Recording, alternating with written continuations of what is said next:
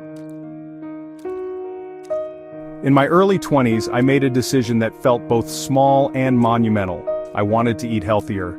It wasn't a New Year's resolution or a doctor's order, just a quiet urge to take better care of myself, to see if I could feel a little lighter, a little more energetic. So I started bringing salads to work. Not because I wanted to make a statement, but because it seemed like a simple, manageable step in the right direction. These weren't gourmet salads, just a handful of lettuce, a few cherry tomatoes, maybe some shredded cheese if I was feeling fancy. No Instagram-worthy meal prep, no elaborate dressings, just the basics. But to my coworkers, my humble lunch was a spectacle. They watched me with a mix of fascination and suspicion, as if I'd brought a science experiment instead of a salad. "Are you on a diet?" they'd ask. "Is this some kind of cleanse?" The questions came with raised eyebrows and sideways glances, as if my lunchbox held secrets. My lunch became a topic of office intrigue, a daily conversation starter. People speculated about my motives, sometimes joking, sometimes genuinely curious. It wasn't malicious, just a kind of collective curiosity. But it made me realize how much we read into each other's choices, especially when it comes to health. We tend to see health as a series of visible, present-day decisions. What you eat, what you wear to the gym, whether you take the stairs or the elevator, these become signals, clues to your character. My salad wasn't just lunch. It became a statement, a symbol open to judgment and analysis. People projected their own ideas and anxieties onto my Tupperware. No one ever asked about what I ate as a kid or what my family's meals looked like growing up. The past was invisible, only the present mattered. The focus was always on the now, the visible, the choice right in front of them. It was as if my entire health story could be summed up by what was in my lunchbox that day. We're all amateur detectives piecing together stories from what we see. If someone looks tired, we assume they stayed up too late. If someone gains weight, we blame junk food. We love simple cause and effect stories. They're comforting, neat, and make us feel like we understand the world, and each other. But life is rarely that simple. Our habits are shaped by years of experiences, family traditions, and even the culture we grew up in. This focus on the present, on what's visible, is misleading. It's a shortcut that ignores the complexity of real life. It's easier and faster to judge what we see, but it means we miss the bigger picture, the years of habits, struggles, and stories that led to this moment. Health isn't a daily test of willpower or a series of isolated choices. It's a sprawling novel with plot lines written long before we were even aware of them. Our relationship with food, our bodies, and our health is shaped by family dinners, childhood snacks, and the stories we tell ourselves. My salad was just one sentence in that novel, but to others, it looked like the whole book. They saw the cover, not the chapters inside. This misunderstanding is where our judgment of others so often goes wrong. We fill in the blanks with our own assumptions. We miss the bigger story, the invisible threads that connect past and present, shaping every choice we make. We judge the visible, not the invisible. We see the lunchbox, but not the journey that led to it. And that's how we get health and each other so wrong. We reduce people to what's on their plate, forgetting the rest of their story. The real story is always deeper than what's in the lunchbox. If we want to understand each other, we have to look beyond the surface and remember that everyone's health is a story still being written. When someone gets sick or dies young, we scramble for reasons. We search for answers, desperate to make sense of tragedy. In these moments, uncertainty feels unbearable, so we look for something or someone to blame. We need a villain, so we blame diet first. Vegan, red meat, keto, it doesn't matter. The food on their plate becomes a suspect, as if a single meal could tip the scales of fate. We debate carbs, fats, and superfoods, convinced that the right or wrong bite is the key to health or harm. If diet doesn't fit, we move to habits. Did they smoke? Did they ever quit? Or was it just a phase? We tally up every cigarette, every puff, as if the answer lies in the ashes. Drink, not exercise? Even their social life gets scrutinized. Did they party too much or isolate themselves? We dissect their routines, searching for a misstep, or religion can be blamed. We wonder if faith or the lack of it played a role, as if belief itself could shield or expose us to harm. We focus on choices because they're visible and feel controllable. It's comforting to think that if we just check the right boxes, we can avoid misfortune.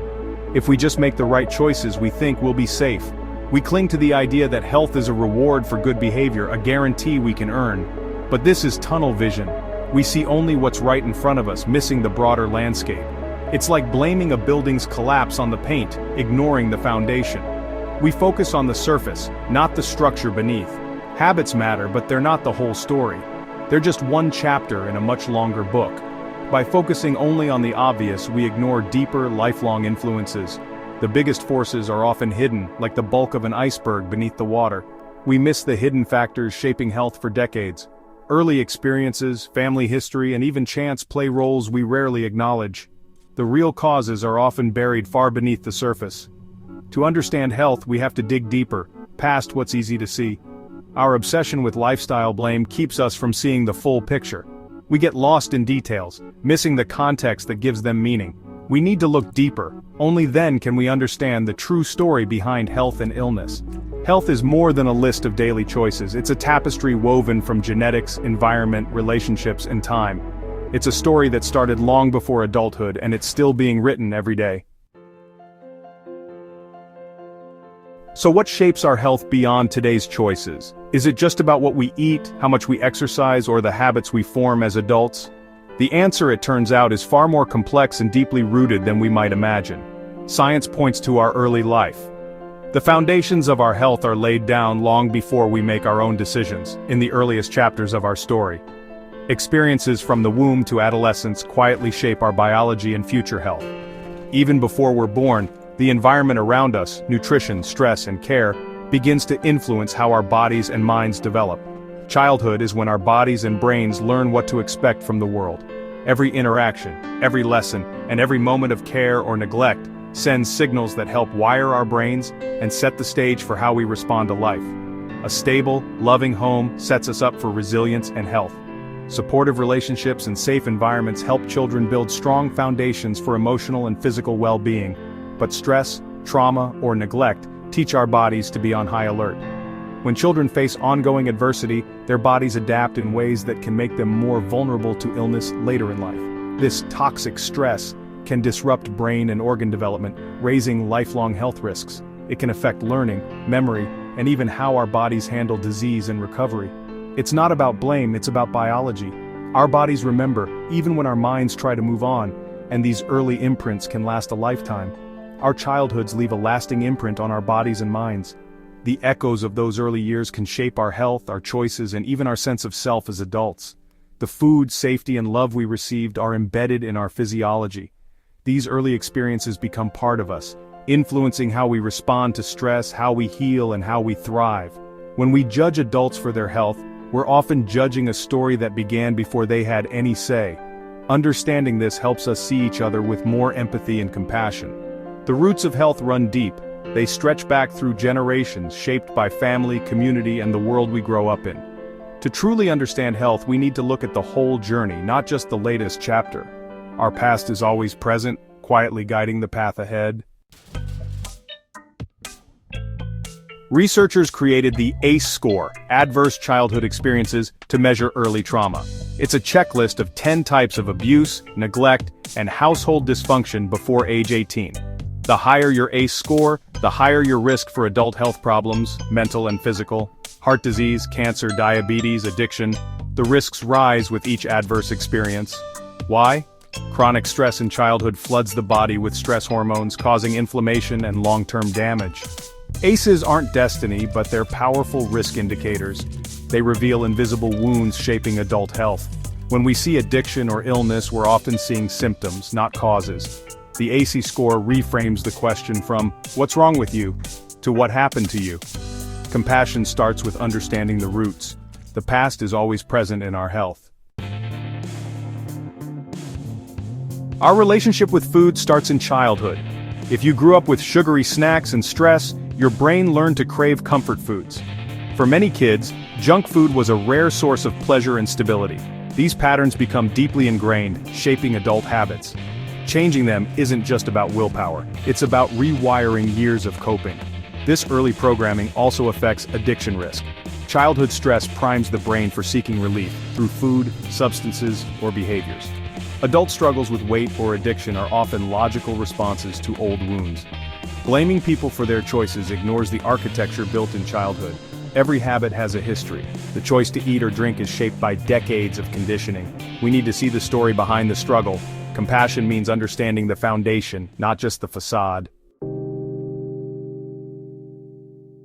If early life matters so much, why do we ignore it? It's uncomfortable to face the reality of childhood trauma and its consequences. We prefer simple solutions: change your diet, exercise more, because they're easier. The personal responsibility narrative is appealing. It puts all the power and blame on the individual. This lets society off the hook for deeper issues like poverty and inequality. Addressing root causes is hard, expensive, and slow. It's easier to tell people to eat better than to fix broken systems. We focus on individual behavior because it's the path of least resistance. Admitting the power of the past can feel disempowering, but it's the truth.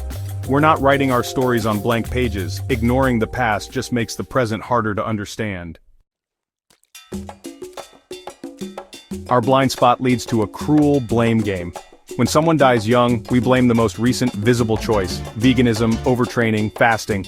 We ignore genetics, childhood, and hidden illnesses. It's misdirection, focusing on the obvious to avoid the uncomfortable truth. This rush to judgment is unkind and inaccurate. It turns tragedy into a morality play, erasing the real story. We do it to feel safe, to believe we're immune if we make the right choices. But sometimes bad things happen for reasons we can't see or control. Blaming the surface keeps us from facing the complexity of being human. The real answers are deeper, and often there's no simple villain. What's the alternative to blame, compassion, and curiosity? When we hear about someone's health struggles, let's wonder about their story, not their faults. Empathy means imagining a history we can't see. Maybe food is comfort after trauma, or exercise is an escape from anxiety. We don't know the full story. Curiosity helps us treat ourselves with more kindness too. Healing starts with understanding, not judgment. Choices matter, but they're only part of the equation. Compassion holds space for both personal responsibility and the power of the past. It's a more truthful, humane way to see each other. Health is a story, long, complicated, and personal. Focusing on one chapter, usually the latest, is a misreading. We need to be better readers, seeing the full narrative. Change the conversation. Listen, ask, how are you really? Public health is more than individual choices. It's about strong foundations and safe communities. Before judging, pause and remember the unseen chapters: childhood, trauma, resilience. We only see a single frame of a long movie. The full story is always more complex and beautiful than we imagine. Let's move beyond blame to curiosity and compassion. Acknowledge that we're all products of our histories, doing our best. By seeking the whole story, we build a healthier, more humane world. People are more than their choices. They're resilient, remarkable human beings. Let's see each other that way.